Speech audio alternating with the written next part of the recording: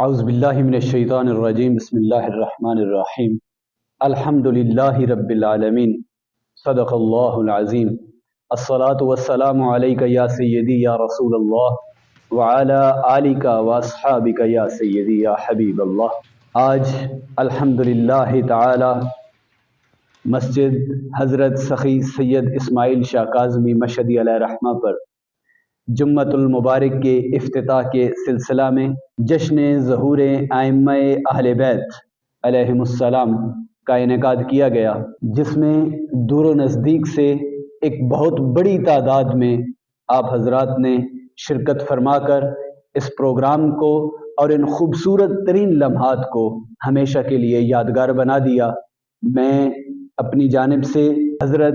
پیر سید حاجی سلامت حسین شاہ کاظمی مشہدی دامت برکاتہم القدسیہ کی جانب سے، انتظامیہ دربار کمیٹی کی جانب سے اور انتظامیہ مسجد حاضہ کی جانب سے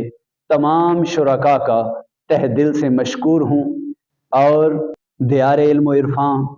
آستانہ عالیہ بوکن شریف گجرات سے حضرت پیرزادہ سید عتیق الرحمن شاہ بخاری آپ تشریف لائے، آپ کا تہ دل سے مشکور ہوں۔ راولپنڈی سے بلبل چمنستان زہرا سلام اللہ علیہا سید نوید حسین شاہ کاظمی آپ تشریف لائے، آپ کا بھی تہ دل سے مشکور ہوں۔ فتح جنگ سے واہ کینٹ سے مشائخ اعظام اور علماء کرام تشریف لائے، سب کا تہ دل سے مشکور ہوں۔ اللہ کریم سے التجا ہے کہ وہ ہماری اس سعی کو